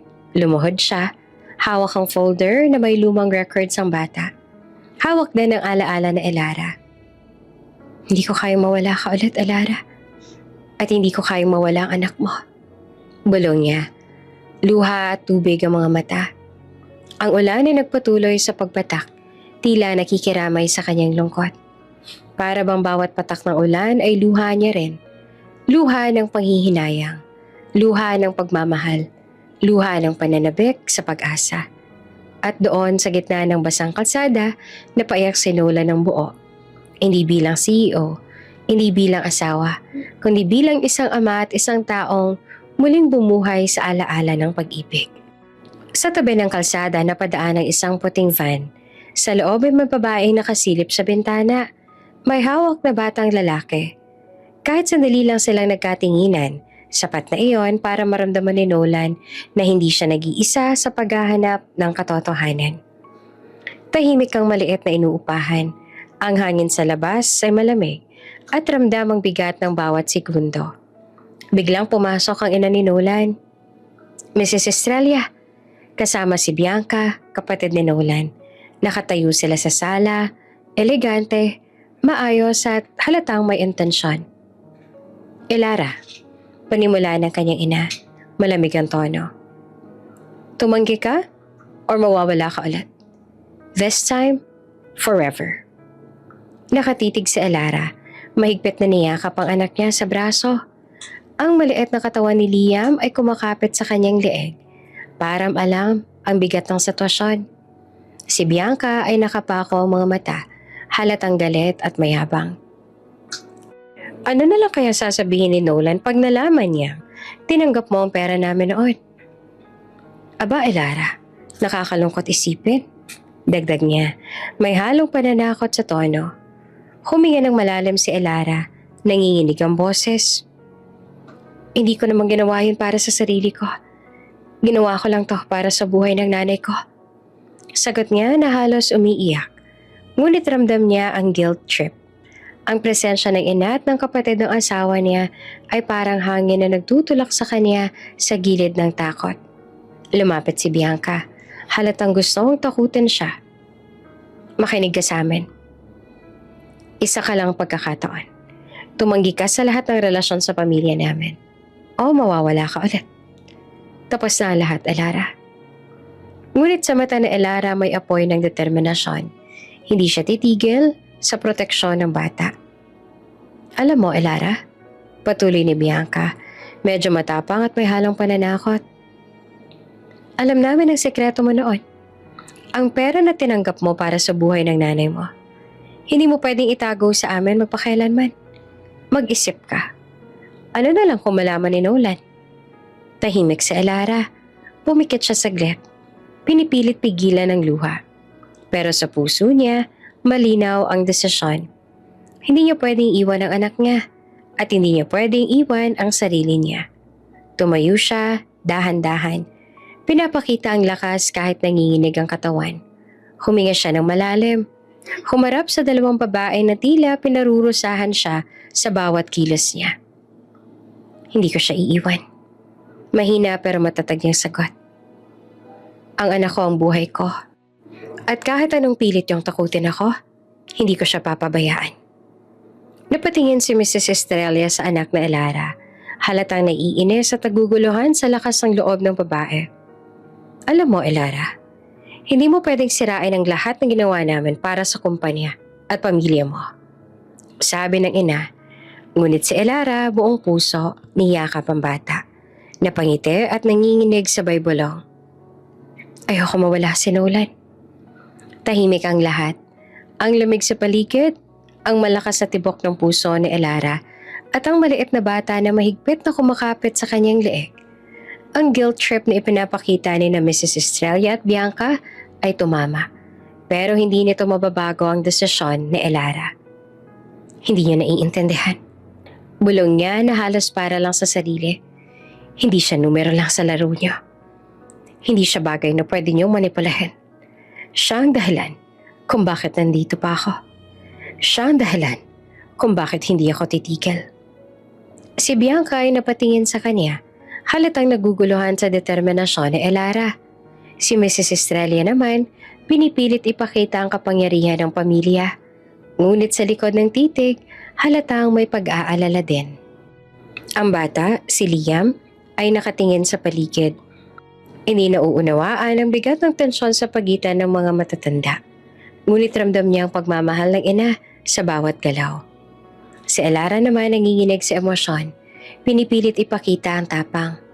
Pinisil ang maliit na kamay ni Liam. Niyakap siya ng mahigpit at hinawakan ng buong puso. Hindi kita iiwan. Hindi. Kahit anong pilit niyong gawin. Ayoko mawala ka. Bulong niya na mata ay puno ng luha. Tahimik ang silid. Tila bawat salitang binibitawan ni Elara ay pumapalo sa mga puso ng dalawang babae sa harap niya. Si Bianca, bagamat galit, nakaramdam ng kakaibang pakiramdam. Isang halo ng respeto at pagkabigla sa tibay na Elara. Si Mrs. Estrella nakatingin sa anak na Elara. Parang hindi siya makapaniwala na may babae na handang harapin ang lahat para sa bata. Nakatayo si Elara, nanginginig habang niyakap ang anak. Basang-basa sa luha. Ayoko na mawala siya. Bulong niya, sabay hawak sa maliit na katawan ni Liam. Sa labas, ang ulan ay patuloy na bumagsak. Tila nakikiramay sa bawat luha at pangako ng isang ina. Sa mga mata ni Nolan, kung naroon siya, makikita niya na ang lahat ng laban at emosyon sa loob ng maliit na inuupahan na ito. Magsisimula ng bagong kabanata sa kanilang buhay. Hindi matakasan ni Nolan ang pakiramdam ng kanyang puso. Ang mga lumang alaala, ang pag-aalala sa anak na Elara, at ang kutob na buhay pa ang kanyang asawa. Lahat ay sabay-sabay na bumabalik sa kanya. Pagkatapos ng ilang araw ng paghahanap at pagtawag sa lahat ng connections ni Ella Ramirez, natuntun niya ang maliit na inuupahan sa isang maliit na kalsada sa Santa Lucia. Maliit lang ang bahay, simpleng bakod, may kalat na mga laruan sa harap. Ang aura, ordinaryo, tahimik, halos nakatago sa mata ng mga tao. Tumayo siya sa tapat ng gate, huminga ng malalim. Okay, Nolan, calm ka lang. Huwag mong gawin na baka matakot mo siya. Pinisil niya ang folder na hawak niya. Hawak din ang kanyang puso. Dahan-dahan siyang kumatok sa pinto. Nakabukas man, nakita niya ang babae. Nakaupo sa sahig ng may sala. May maliit na tasa ng gatas sa tabi. Tahimik siya, nakayuko. May nakatabing malambot na kumot sa paa. Ngunit nang itaas niyang tingin, bumangon ang mundo ni Nolan. Elara? Tanong niya na halos pabulong. Ang babae ay napatingin, nanginginig at napasigaw ng mahinahon. Sorry sir, mali ho kayo, hindi ho ako yun. Ngunit ramdam ni Nolan sa boses, sa titig, sa paraan ng pagkilos. May kilabot sa kanyang puso. Parang nakikita niya ang nakaraan. Tinayo niya ang sarili. Hindi ako nagkakamali. Ikaw ang nakita ko sa ospital. Pareho ka ni Elara. Sir, please, hindi po ako yun. Sabi ng babae at halos umiyak na. Pinisil niya ang kanyang kamay sa dibdib. Tila pinipigilan ang kanyang emosyon. Napalapit siya at dahan-dahan lang. Hindi gustong ma-stress o matakot ang babae. Tama ka. Hindi ko pwedeng ipilit ang mga bagay na ayaw mo na. Pero kailangan ko lang malaman dahil buhay ka at may anak ka. Napalingon ang babae sa tabi. Sa isang maliit na kama, may nakahiga at mahimbing sa tulog. Isang batang lalaki, halos 4 na taon ang edad. Ang puso ni Nolan ay mabilis sa ritmo. Hindi pwede. Bulong niya sa sarili. Ella? Nanginginig ang kamay ng babae. Pinunasan niya ang luha na tumutulo sa kanyang pisngi. Sir, hindi ko pwede. Hindi to para sa'yo. Hindi mo iintindihan. Mahina ang sabi niya. Ngunit sa kabila ng pagtanggi, hindi niya mapigilan ang lumapit sa kanya. Kahit ilang taon na ang lumipas, ramdam pa rin ni Nolan ang init ng nakaraan ni Elara sa bawat galaw. Kahit hindi siya pinapangalanan, kahit nakatago sa ibang pangalan, Ella Ramirez, ramdam pa rin niya na ito ang babae na minahal niya. Tumigil siya sa paglapit, tumingin sa bata. Ang maliit na kamay ay kumakapit sa kumot. Tumayo si Nolan ng maingat. Alam kong hindi ako karapat-dapat sa'yo. Pero kailangan kong malaman kung totoo. Yung nakaraan. At kung ikaw ay okay. At ang iyong anak mo. Kung safe ba siya. Tumahimik ang babae at huminga ng malalim. Sir, please. Basta huwag mong guguluhin ang bata. Hindi ko pwedeng ipakita ang sarili ko. Ang kanyang boses ay parang basang papel. Malambot, nanginginig at puno ng takot. Nakita ni Nolan ang kalungkutan sa kanyang mga mata. Isang babaeng pinilit mawala sa mundo para protektahan ang sarili niyang anak. At sa unang pagkakataon, naintindihan niya ang sakit, ang takot, at ang pagpili ng babae na manatiling lihim. Tahimik silang nagkatinginan ng ilang minuto. Bawat salita ay sobra. Bawat paghinga ay mabigat sa hangin. Hindi niya alam kung paano sisimula ng pag-aayos ng lahat. Pero isang bagay ang malinaw. Hindi niya pwedeng pabayaan ang anak na Elara. At bigla isang tunog ang pumutok sa katahimikan. Ma! Ang bata, ang maliit na lalaki, tumayo sa kama at tumakbo patungo sa babae. Halatang excited at masaya sa kanyang presensya. Ang babae napalingon, napangiti at napahawak sa bata. Ngunit sa mata niya, may halong takot at pag-aatubili. Nakita ni Nolan ang eksena at huminto sa paghinga. Tulad ng isang panaginip, nakita niya ang babae, si Elara. Buhay at may anak sa isang maliit na inuupahan. Nakatago pero tunay. Tahimik siya, nakatingin, hindi makapagsalita. Ang mundo niya ay lumipas sa isang segundo. Ang sakit, ang lungkot, ang pangungulila, at ang pag-asa. Lahat ay sumanib sa isang eksena. Nakatayo si Nolan sa doorway, basang-basa sa ulan at takot. At tanaw ang batang tumatawag ng Ma. Hindi niya alam kung sisimulan ba niyang lapitan o kung maghihintay pa. Alam lang ng lahat ay magsisimulang magbago sa sandaling iyon. Tahimik ang boardroom. Ang lamig ng aircon at ang ingay ng mga typical na business chatter ay biglang naputol nang bumagsak si Nolan sa kanyang upuan. Sir Nolan? Sigaw ng assistant. Mabilis na lumapit. Hindi naman makapagsalita si Nolan. Halos hindi siya makahinga. Ang mga kamay niya ay nanginginig habang biglang nanlumo ang katawan. Dinala siya agad sa ICU. Nakahiga sa puting kama.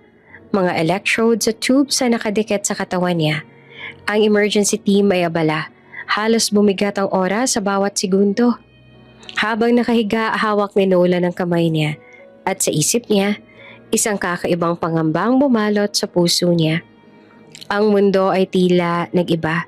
Hindi bilang CEO, hindi bilang asawa o anak ng Estrella family, kundi bilang isang tao na biglang naging mahina. Tumakbo si Mrs. Estrella at halatang nagpanik. Anak, ano nangyayari sa'yo? Nakatingin siya sa monitor. Halatang hindi na alam kung paano haharapin ang sitwasyon. Ang doktor may hawak na clipboard. Nagsalita ng mahinahon pero seryoso. Si Sir Nolan, na-diagnose po siya with a rare blood disorder. Medical, kailangan niya ng stem cell. Ang tanging match lang ay ang biological child niya. Tahimik si Mrs. Estrella. Tila bumagsak ang mundo niya sa balita. Anak, kailangan nating hanapin agad. Huwag kayong magpahuli. Utos niya sa staff, halatang desperado. Ang mga empleyado ng ospital ay abala sa pagpaplano at pagtawag sa lahat ng posibleng contacts. Ang urgency ay halata. Bawat segundo ay mahalaga. Sa kabilang banda sa tahimik na maliit na inuupahan, hawak na Elara ang maliit na si Liam, nakaupo sa dingding, tila abala sa paglalaro ng isang laruang kotse. Biglang tumunog ang telepono niya. Hello?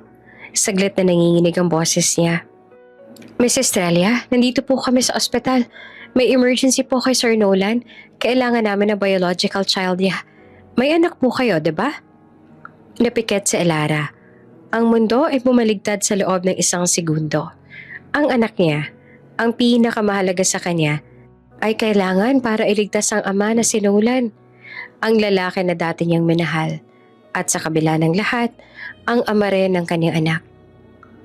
Magkakaroon po ba siya ng problema kung hindi ko dalhin ang anak ko? Nanginginig niyang tanong. Kung hindi man po, delikado po ang buhay niya. Kaya kailangan nung agad, Miss Estrella. Huminga ng malalim si Elara habang pinipilit kontrolin ang luha. Tumingin siya kay Liam, ang maliit na mukha na puno ng kuryosidad at kalinisan ng kabataan. Liam, kailangan nating tumulong sa isang tao. Mahina niyang bulong. Ngunit sa puso niya ramdam niya ang bigat. Isang malaking hakbang na magbubukas ng muling pagtatalo at damdamin sa pagitan niya at ni Nolan. Nakita niya ang pasensya, ang tibay ng kanyang determinasyon. Kahit ilang taon na ng paghihirap at pagtatago, ngayon ay may bago ng hamon. Habang nakatingin sa bata, tumawag muli ang ospital. Miss Estrella, pakihanda na po ang anak ninyo. Kailangan naming dalhin siya sa ICU. Agad-agad po. Napatingin si Elara sa kanya. Niyakap ng mahigpit at napangiti. Okay, Liam, kailangan nating maging matapang ngayon. Bulong niya at parang sinasabi rin sa sarili. Ang eksenang iyon ay puno ng tensyon. Ang isang ina na handang gawin lahat para sa anak niya. at ang kaunting takot sa muling pagharap sa lalaki na minsang iniwan ng mundo sa kanya. Habang nakatayo siya sa labas ng ICU, hawak ang maliit na kamay ni Liam, ramdam niya ang bigat ng sitwasyon. Ang buhay ng lalaki, ang nakaraan, at ang posibilidad ng muling pagkikita. At sa puso niya, alam niya, hindi na ito simpleng laban. Ito ay laban ng buhay, ng pamilya, at ng puso. Tahimik ang ICU room. Ang mga makina ay tahimik na nagbubulong ng rhythm ng buhay ni Nolan. Nakaupo si Elara, hawak ang maliit na kamay ni Liam, habang pinagmamasa naman ang bawat galaw ng lalaki na matagal niya nang minahal. Dinala niya ang bata sa hospital ng ligtas sa tahimik. Walang ibang nakakaalam maliban sa mga doktor na tumulong sa emergency. DNA test po, gusto namin gawin agad. Sagot ni Elara sa nurse na mahina ang boses, nanginginig ang puso. Secretly lang po, kailangan mabilis. Si Nolan ay nasa state of unconsciousness, hindi alam ang lahat ng nangyayari. Ngunit ramdam niya sa katawan ang kakaibang tibok ng puso. Ang kaba-tensyon sa paligid. Ang paghinga niya ay mabigat. Ang mga doktor ay abala sa pagmumonitor ng vitals niya. Nang gumising si Nolan, unang nakita niya sa kanyang harapan ay si Elara. Hindi patay, hindi nawala. May hawak na maliit na bata. Napatingin siya. Halos hindi siya makapaniwala. Elara? Halata ang shock sa boses niya. Hindi siya makapagsalita. Ang dami ng tanong sa isip niya. At ang sakit ng nakaraan. Sabay-sabay na bumabalik. Hindi ka namatay? Hindi ka nawala? Bakit mo ako iniwan? Tanong niya na halos umaawit ang boses ng damdamin. Si Elara nanginginig. Tiningnan ng lalaki sa harap niya. Hindi mo ako ipinaglaban at hinanap. Bulong niya. Ang luha tumutulo sa pisngi. Kinailangan kong tanggapin ang pera na inoffer ng mama at kapatid mo para kay nanay. Alam kong iisipin mo na pera lang ang habol ko. Pero mas uunahin ko ang buhay ni inay. Sana mapatawad mo ako. Tahimik ang sandali. Ang hangin sa ICU ay parang humihinto. Si Nolan nakaupo sa kama, hawak ang kumot at katawan. Tila pinipilit unawain ang bawat salita. Hindi niya maintindihan kaagad ang bigat ng desisyon ni Elara, ang sakripisyo at ang dahilan ng pagkawala niya sa buhay niya. Hindi ko alam, Elara.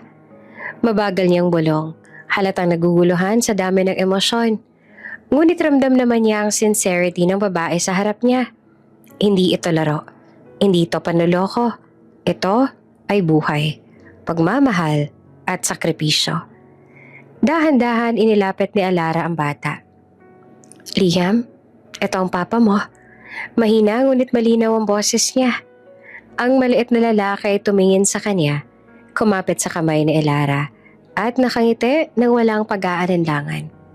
Si Nolan tumingin sa bata at biglang bumuhos ang damdamin. Anak, bulong niya na halatang hindi makapaniwala. Ngunit sa kanyang puso, alam niya na ang babae sa harap niya ay si Elara at ito ang kanilang anak. Tahimik na tumayo ang nurse, dala ang DNA result sa kamay niya. Elara?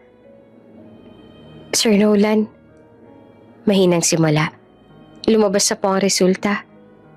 Nang marinig ni Elara hawak ang kamay ni Liam, tila pinipilit pigilan ng luha. Ano? Tanong niya at halatang nanginginig. Binigay ng nurse ang papel kay Nolan. Binasa niya ng dahan-dahan. Ang mga mata niya ay bumilis ang pagtingin. 99.9% match. Mahinang sambit niya. Halos hindi siya makapaniwala. Napahinto naman si Elara at nakatingin sa kanya.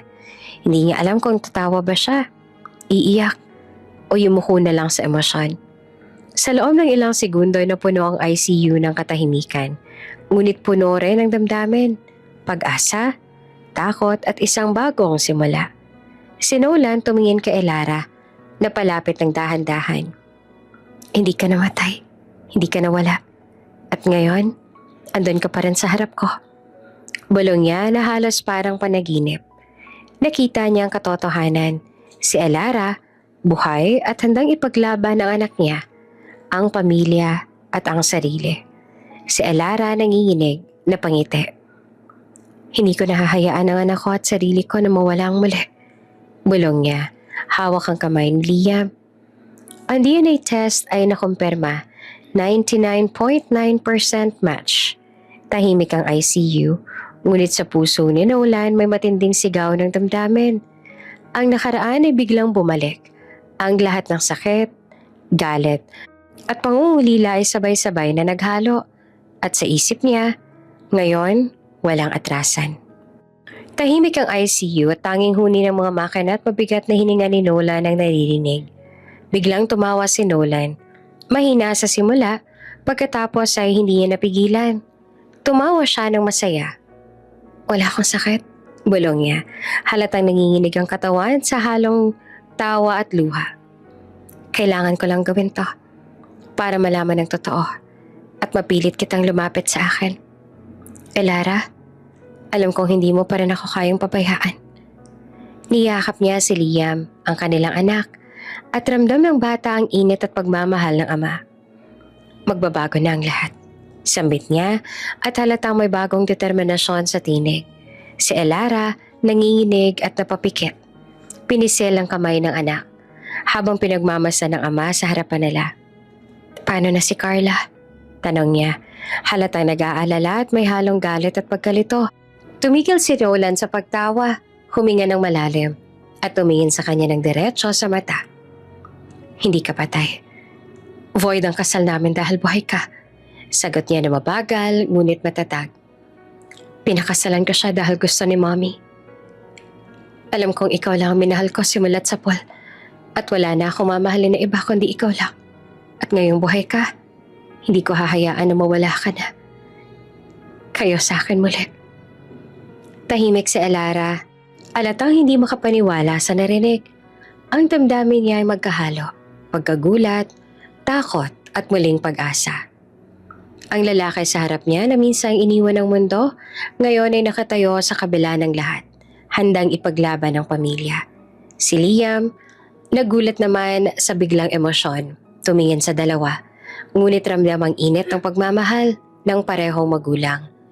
Niyakap niya si Elara, halatang ramdam niya ang tibay ng yakap ng ina at ang presensya ng ama. Si Nola napatingin sa anak at kay Elara, napangiti kahit na umiiyak. Hindi ko nahahayaan na mawala kayo sa akin. Kayo ang pamilya ko. At simula ngayon, hindi na tayo maghihiwalay. Bulong niya na puno ng emosyon at determinasyon. Biglang pumasok sa ICU sina Bianca at Mrs. Estrella. Halatang gulat na gulat sa eksena sa harap nila. Ano to? Sigaw ni Bianca na halos hindi siya makapaniwala. Si Mrs. Estrella natigilan. Tila huminto ang mundo sa harap niya. Nakatingin sila sa tatlong magkayakap. Si Elara, Nolan at Liam. Parang eksena sa pelikula na hindi nila inaasahan. Nang makitang buo ang pamilya sa harap nila, si Nolan ay tumayo ng bahagya. Pinipilit ipakita ang lakas at tiwala. Elara, Liam at ako, magbabago ang lahat. Sabi niya na halatang matatag. Si Elara huminga ng malalim at tiniyak ang sarili. Hindi niya hahayaang masira ang bagong simula ng kanilang pamilya. Tahimik ang silid, puno ng tensyon at damdamin. Si Nolan umiiyak at nakangiti, hawak ang anak. Si Elara naman nanginginig ngunit buo ang puso sa proteksyon ng pamilya. Sa labas, ang mga mata ni Bianca at Mrs. Estrella ay punong-puno ng gulat, galit at pagkabigla. Ang eksena na inakala nilang makokontrol, ngayon ay nasa kamay na ng tatlong magkayakap. Tahimik ang malaking sala sa mansyon ng Estrella family. Nakaupo si Nolan sa harap ng kanyang ina at kapatid na si Bianca. Ramdam ang bigat ng damdamin niya. Galit, pagkabigla at pasensya na halos naubos na. Huminga siya ng malalim bago magsalita. Alam ko nang ginawa ninyo. Panimula niya. Mahigpit ang tingin sa ina ni Bianca. Ang pagbibigay ng pera. Masyado niyong ginamit ang kapalaran. Imbes na maawa kayo sa nanay niya at sa pagsunog, pinalabas ninyong patay na si Elara, Mom. Tahimik ang lahat. Ang mga mata ni Mrs. Estrella ay punong-puno ng guilt. Si Bianca, nanginginig ang mga kamay. Halos hindi siya makapaniwala sa sinabi ng kuya. Hindi ko kayo ipapakulong, dagdag ni Nolan. Mabagal ang boses ngunit malinaw. Pamilya ko pa rin kayo. Pero ang ginawa ninyo, hindi ko makakalimutan. Si Mrs. Estrella ay biglang lumuhod sa harap ng anak. Anak, patawad. Patawarin mo ang lahat ng pagkukulang ko. Ginawa ko lang naman yun dahil inisip ko na para sa kapakanan ng kumpanya. Pero mali pala ako. Ang mga luha niya ay tumulo sa pisngi. Ang pride na matagal niyang pinilit itago ay bumagsak sa harap ng anak. Si Bianca naman, napailing at biglang bumagsak sa sahig. Umiiyak ng malakas. Kuya, please, paano ng kumpanya? Alam mong ginawa lang namin yan para maging okay ulit ang kumpanya dahil nalulugi na. Halatang pinaghalong takot at guilt ang emosyon niya. Takot sa galit ng kuya. Guilt sa ginawa nila kay Elara at pag-aalala sa negosyo. Tahimik na tumingin si Nolan sa kanya. Ramdam ang bigat ng sitwasyon. Pamilya na minahal niya, ngunit pinilit gumawa ng mali. Hindi na tayo pwedeng bumalik sa nakaraan, sambit niya. Mahigpit ang tingin sa ina at kapatid. Ang lahat ng aksyon ninyo may epekto sa buhay ng ibang tao. Sa buhay ko. Si Mrs. Estrella ay tumayo, nanginginig at niyakap si Nolan. Anak, sana maintindihan mo. Hindi kami masama. Pero mali ang paraan namin. Si Nolan huminga ng malalim. Hindi niya na hinayaan pang magpatuloy ang emosyon. Si Bianca umiiyak sa sahig. Napapatingin kay Nolan. Halatang naghahanap ng kahit isang pag-asa. Kuya, please. Mahina ang boses at halos napuwing sa takot. Ngunit si Nolan, matatag ang postura at malinaw ang desisyon. Ang nakaraan ay nakaraan na, sambit niya. Hindi ko na babalikan. Tapusin na natin to. Tahimik ang silid. Ang mga mata ng ina at kapatid ay punong-puno ng gulat at takot sa bigat ng mga salita. Hindi sila sigurado kung may puwang pa sa puso ng anak para sa kanila. Si Nolan humihinga ng malalim at tumingin sa bintana. Ramdam ang hangin ng bagong simula. Isang simula na hindi na nakabase sa galit. Hindi na sa pera, kundi sa pagpili ng tama at sa pamilya na tunay niyang pinoprotektahan. Ang nakaraan ay nagtapos. Ang pamilya nagulat, umiiyak at nakatitig sa kanya. Si Nolan ay matatag, buo ang puso at malinaw ang isip. Tapos na ang lahat. Ang bagong kabanata para sa pamilya at kay Elara at Liam ay magsisimula na ngayon. Tahimik ang boardroom. Ang mga mata ng board members ay nakatingin kay Nolan. Halatang nag-aabang ng desisyon ng batang CEO na matagal na lang sinusundan. Sir Nolan, handa na pong report ng kumpanya? Mahinang sabi ng assistant. Ngunit si Nolan nakatayo sa gitna ng silid. Matagal na nakatingin sa bintana.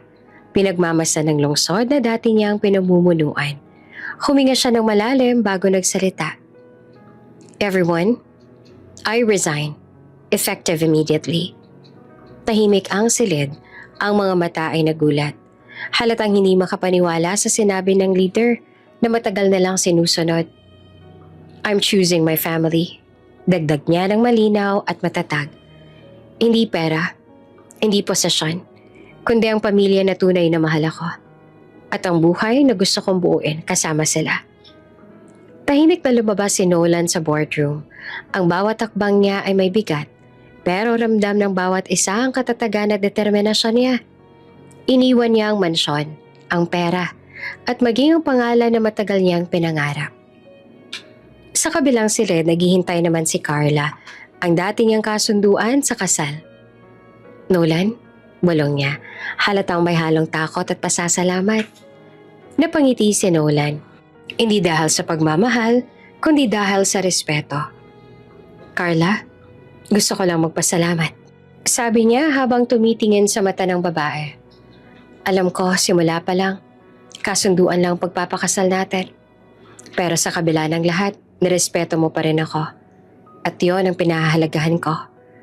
Napangiti si Carla, halatang may halong lungkot at ginhawa.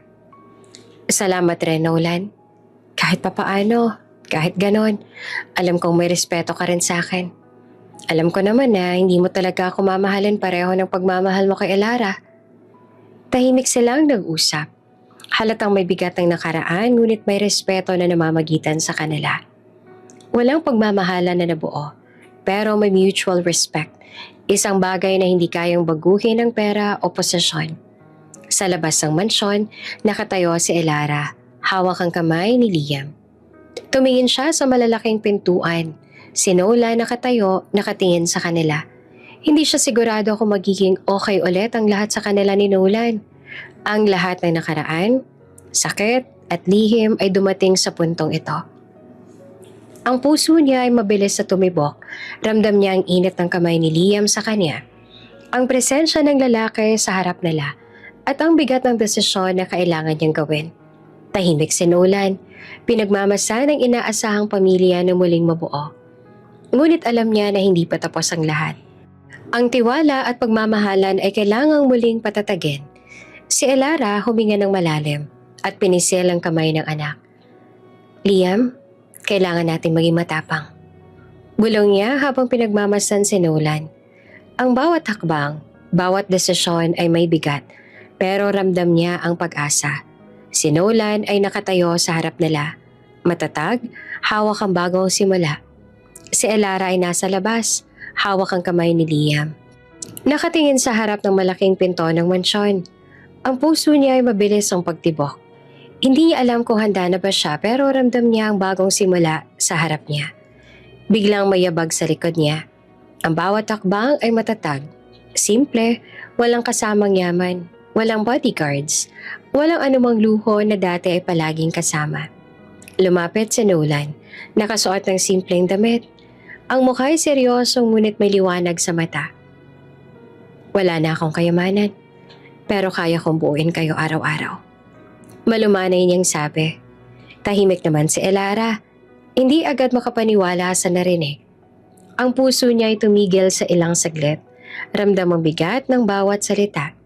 Napaiyak si Elara, ngunit mabilis din niyang pinilit kontrolin ang sarili. Sigurado ka? Tanong niya na nanginginig ang boses. May halong takot at pag-asa. Tumango si Nolan. Halatang matatag. Oo. Sagot niya ng malinaw at matatag. Kayo ang tahanan ko. Si Liam tumingin sa ama. Halatang ramdam niya ang init ng presensya nito. Dahan-dahan niyang niyakap si Nola ng anak. At sa parehong sandali, niyakap din niya si Elara. Tahimik ang paligid. Ang mga tunog ng lungsod ay tila napalitan ng katahimikan at init ng pamilya. Si Elara huminga ng malalim. Ramdam ang bigat ng nakaraan na unti-unting napapawi. Handa na ako. Bulong niya at halatang may halong takot at pag-asa. Handa na kaming tatlong buuin muli ang buhay natin. Si Nolan tumingin sa kanila at ngumiti ng taimtim. Hindi na tayo aalis sa isa't isa. Simula ngayon, bawat araw ay para sa atin. Bulong niya. Ramdam ang determinasyon at pagmamahal. Si Elara niyakap ang ama at anak. At sa loob ng sandali, lahat ng pangungulila, takot at sakit ay naglaho.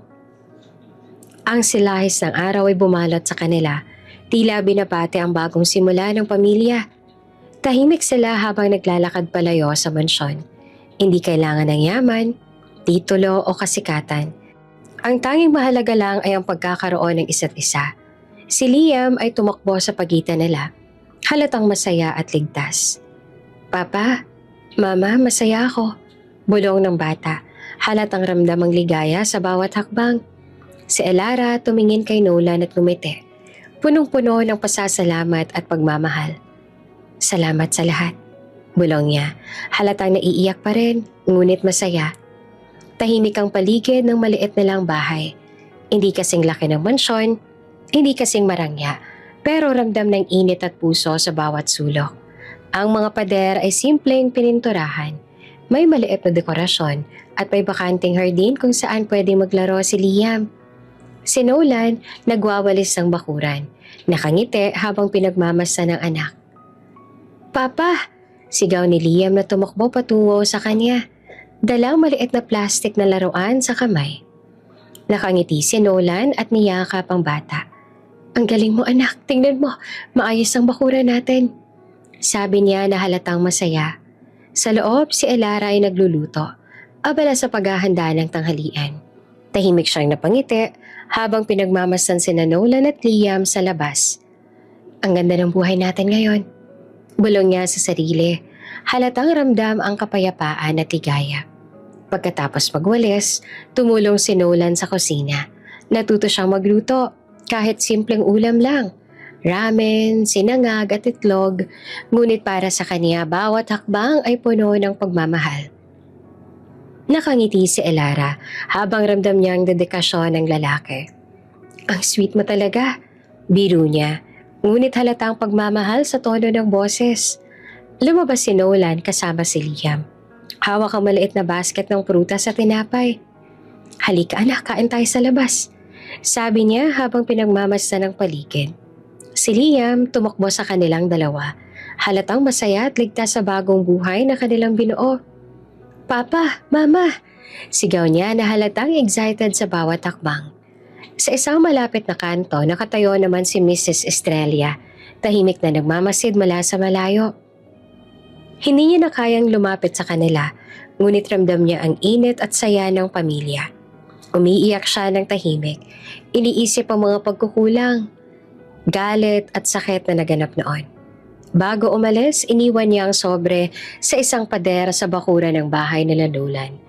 Lahat ng mana para kay Liam, simbolo ng paghingi ng pagpapatawad at bagong simula.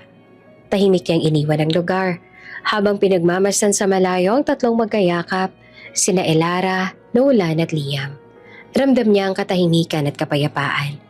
Alam na ang pamilya ay buo at masaya. Si Nolan at Elara magkahawak ang kamay. Dahan-dahan naglalakad sa hardin. Bitbit si Liam sa kabilang kamay. Ang hangin ay mahinahon, puno ng aroma ng bulaklak at bagong simula. Ang saya talaga ng simpleng buhay na to. Bulong ni Elara. Nakangiti habang pinagmamasdan ng ama at anak. Nakangiti si Nolan, halatang ramdam ang kasiyahan at ginhawa sa puso. Alam mo Elara, hindi lahat ng yaman at titulo ang kayang bumuo ng pamilya.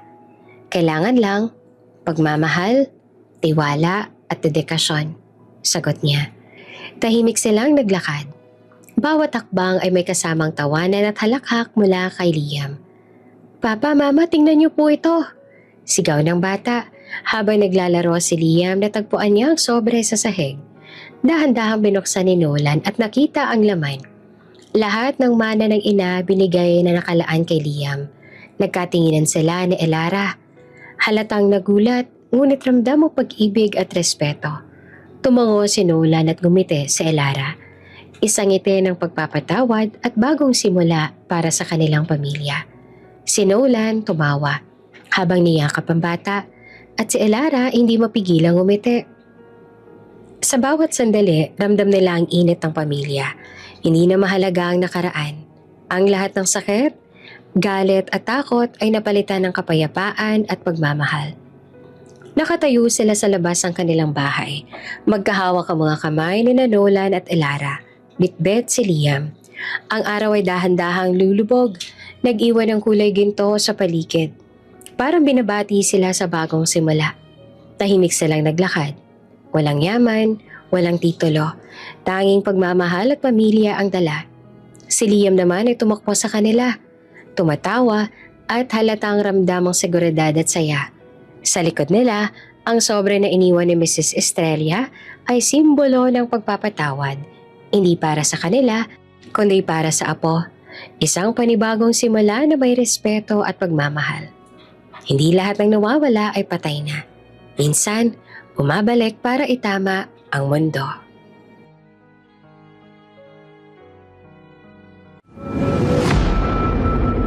Bago ka pa lang sa channel na ito, Ate Jane TV, huwag kalimutang pindutin ang notification bell and subscribe button. Sana po hindi naman malaking abala sa inyo ang pagpindot ng subscribe button dahil ang kapalit po nito ay ang pagsuporta para makapag-produce ng mga libreng stories sa mga channels ni Ate Jane. Maraming salamat!